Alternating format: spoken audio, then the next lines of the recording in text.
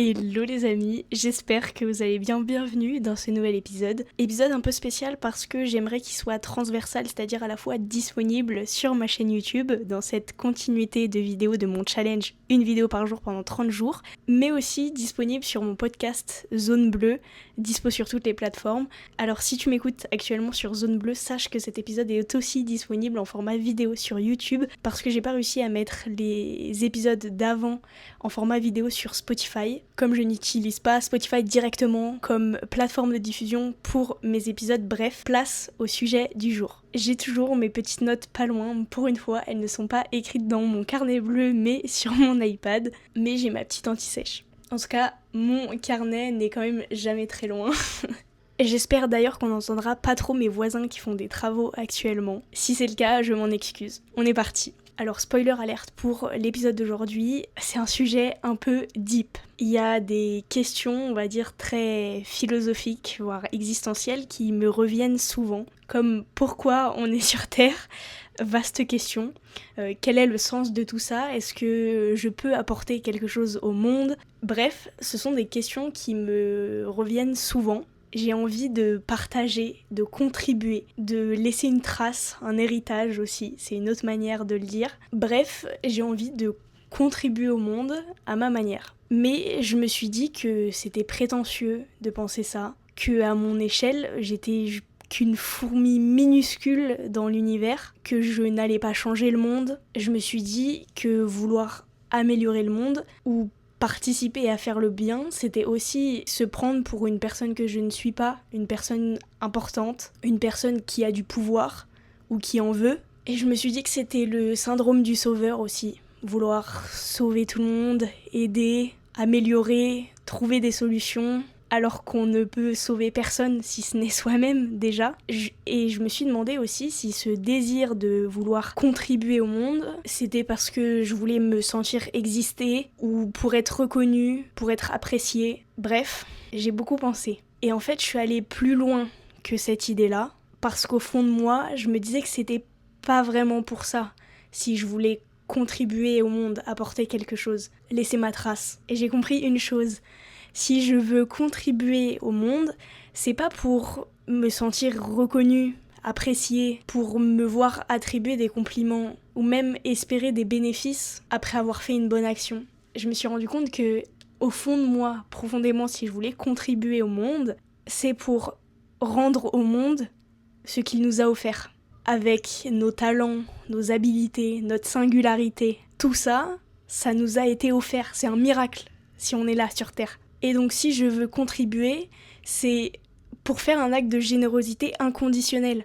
J'attends rien en retour, sans condition. Et paradoxalement, c'est là que je reçois le plus. Si je donne sans condition, je reçois. Et donc contribuer pour moi, c'est pas attendre des bénéfices personnels derrière. C'est rendre au monde ce qu'il nous a offert. Mettre à contribution nos talents, nos habilités particulières, nos connaissances, nos savoir-faire, nos savoir-être, bref, ce qui nous rend uniques. Et je suis persuadée qu'on a toutes et tous des choses qui nous rendent uniques et qui permettent de contribuer de manière positive au monde.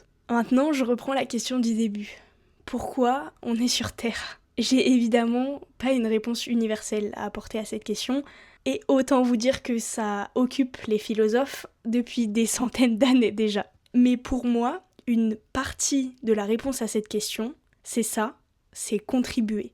Mettre à contribution ce qui nous rend uniques, nos talents, nos capacités, pour créer quelque chose, et l'offrir au monde, rendre au monde ce qu'il nous a offert. J'ai souvent pensé qu'il fallait changer le monde, qu'il fallait absolument faire de grandes choses, qu'il fallait participer de manière significative au progrès, qu'il fallait qu'on se souvienne de nous.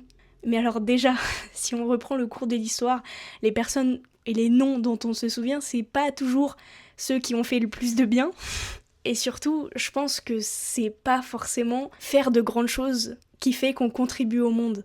Si j'aide ne serait-ce qu'une seule personne aujourd'hui, que je lui donne le sourire, que je la rassure, que je lui dis bonjour, ou que sais-je, j'ai déjà tout gagné. Si je rends la vie un tout petit peu meilleure d'une personne aujourd'hui, à un instant T, c'est déjà énorme. Et je laisse déjà une trace, et je contribue à ma manière. Là, vous allez peut-être me dire, ok, mais Judy, comment je sais ce que je peux apporter ? Quels sont mes talents particuliers? Comment je les découvre? J'ai 4 outils à vous donner. Outils testés et approuvés par une personne qui, croyez-moi, est allée au plus profond de l'introspection. Je ne dis pas qu'ils vous apporteront toutes les réponses que vous cherchez, mais testez-les. Prenez ce que vous voulez.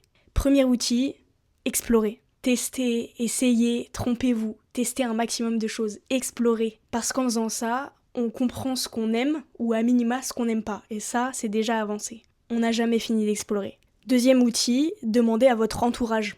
Très simple. Demandez à votre famille, votre frère, votre sœur, vos parents, vos amis, même vos collègues. Demandez-leur pourquoi est-ce que tu me trouves doué? Pour quelle activité en particulier? Pour quelle tâche? Pour quelle chose? Les autres ont souvent un regard extérieur bien différent de celui qu'on porte sur nous-mêmes. Et parfois, ils peuvent voir des choses que nous, on voit pas. Troisième outil, pour quelle chose on vous demande généralement de l'aide? Je prends mon exemple. Au lycée, on me demandait souvent comment formuler une phrase, ou est-ce que cette phrase était grammaticalement correcte. Je lui dis comment je pourrais reformuler cette phrase, comment je pourrais tourner cette idée sans paraphraser, etc.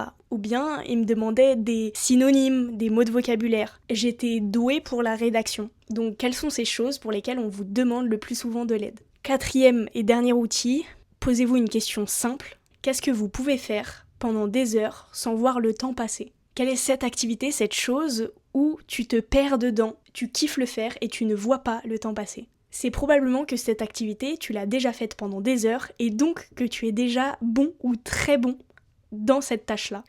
Voilà mes 4 outils pour finir cet épisode.